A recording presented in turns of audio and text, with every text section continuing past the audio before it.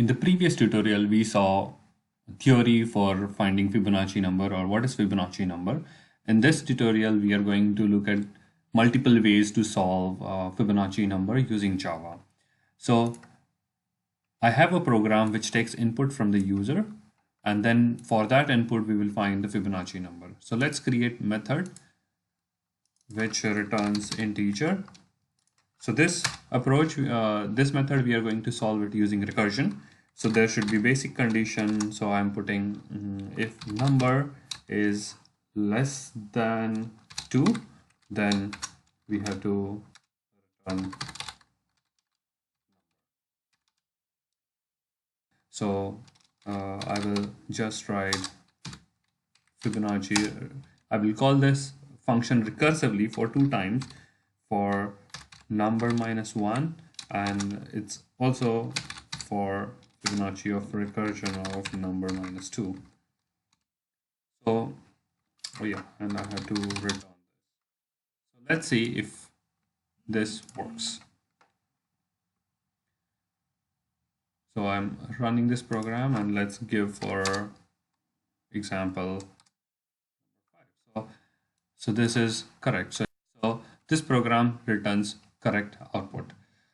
But let's see how did this work. So when I passed number 10 here, it checked whether it is less than 2 or not. If not, it went into here to find Fibonacci of 9 and Fibonacci of 8. When this is recursively called, it also called Fibonacci of 8 and 7, and so on and so forth. So call stack went into creating, then there was a huge call stack which was asking for every Fibonacci number previous to that number. Though this solution works fine, there's basic problem with this approach is that we are calculating Fibonacci of a number even though we have calculated it before for some other function. So this is the problem with Fibonacci number calculation in the recursive method. Now let's take a look at how can we solve this problem using memoization technique.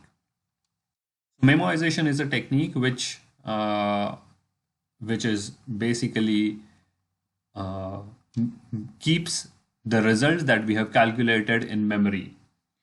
So let's create this method. So what I'm going to do for this one is I'm going to initiate a map of integer, comma integer. I say it as a fib map, and I will initialize it to a new hash map.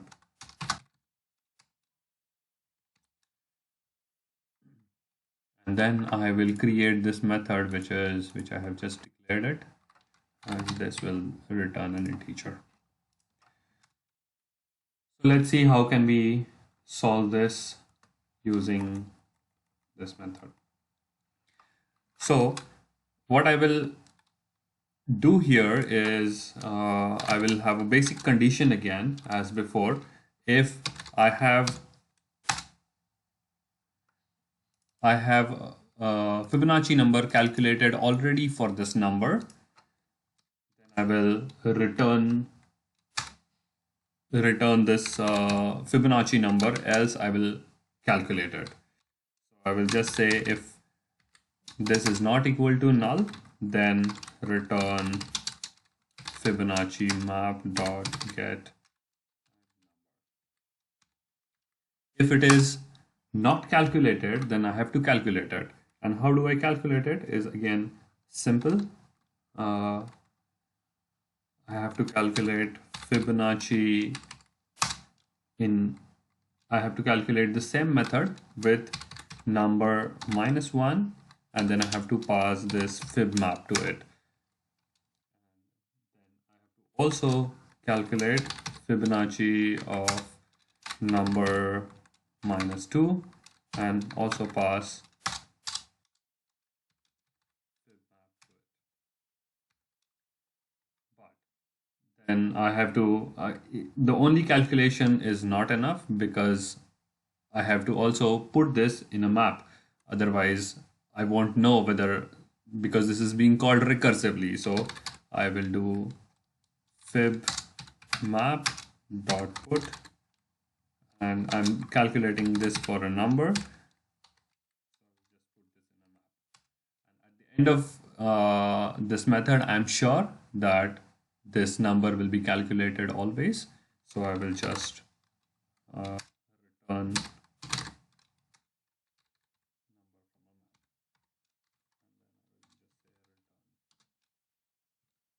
So let's see if this works. So what I did basically is I initialized a map. I passed a map in this function, but there's something that is missing here. Let's see. I have I have not inserted basically anything in the map. So I will just insert the initial values. So Fibonacci of 0 is always 0 and Fibonacci of. Now let's run this program and let's see if we get the output. So again, I'm running it for number 10 and it's getting the output faster. Now, how it is better from, let's say, a previous method that we were using to calculate. To demonstrate this, let's calculate a number for a bit higher number, let's say 30. 30 is also a bit faster with both methods. Let's run it for a bit higher number, let's say 45. And now you can clearly see this is taking a bit longer. But this was very quick because this went into recursion, and also this went into calculating numbers again and again. But this was remembering the output using this map that we have passed it. Okay, so far so good. Now let's see, there is another method which is more simpler than using this map, because we have to pass this map everywhere whenever we are calling different methods. So on different stacks we are passing the same reference again and again. This is a bit complicated to debug basically, but let's look at a simpler version of this using array. So I'm creating a new method, let's say Fibonacci, using an array, and let's create this method. This will also return integer.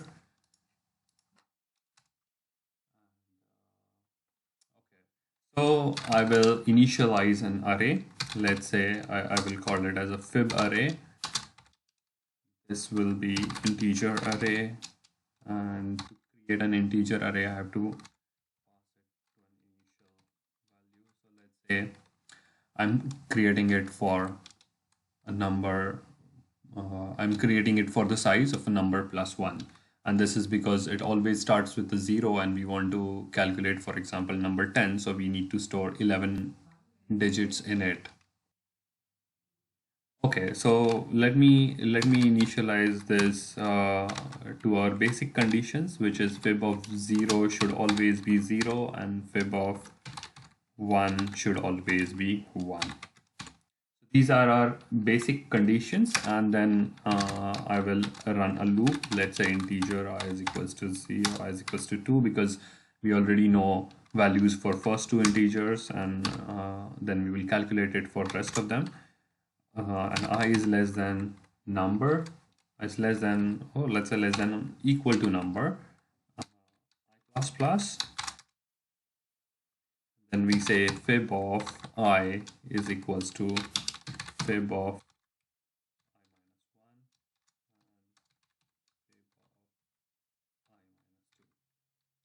I think this should calculate Fibonacci number for all the numbers that are until the number that we want a Fibonacci number for. And then we simply return fib of number, because we are interested in finding Fibonacci number for this number.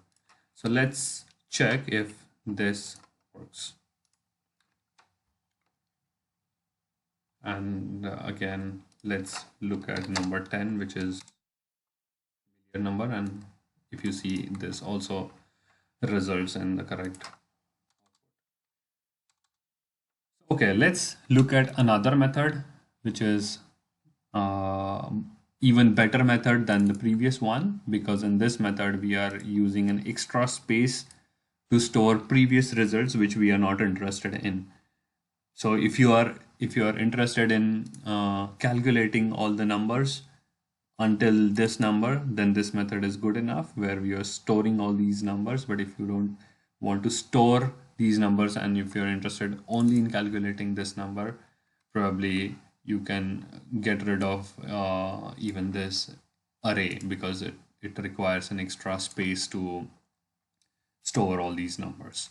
So let's look at again an even simpler method. We have to start with our initial condition, which is for zeroth index it should always be 0, and for first index it should always be 1. And so I will initialize it to I will create an integer a and integer b and initialize it to 0 and 1. And then I will also have an integer of a Fibonacci, which is 0 for now. And I will say if number is less than 2, so basically if number is 0 or 1, then we should simply return number. Else we have to calculate it now, but this is also again similar to the previous method, where we have to initialize, start it from 0, and we check it until number. For I is equals to 2 and I is less than or equals to number, we repeat this loop, and what we do is we assign fib by adding previous two numbers.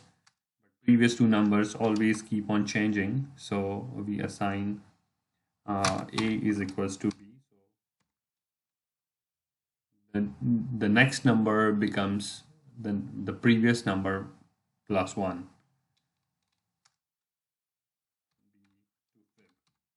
So the sequence always moves ahead, so that we always calculate. So if you want to, if your a is here and b is here, and your Fibonacci number, current number is here, then for the next number we make a as a 34, b as a 55, and then we calculate fib in the next iteration. So that's what I'm doing here. So let's see if, oh yeah, and then I have to return number.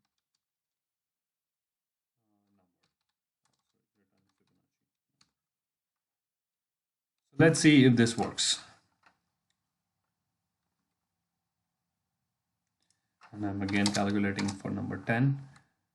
So yes, we got all our numbers correct, and all these methods are calculating, giving us correct Fibonacci number. I hope you enjoyed and learned something from this video. Thanks for watching, and hit like button if you like it.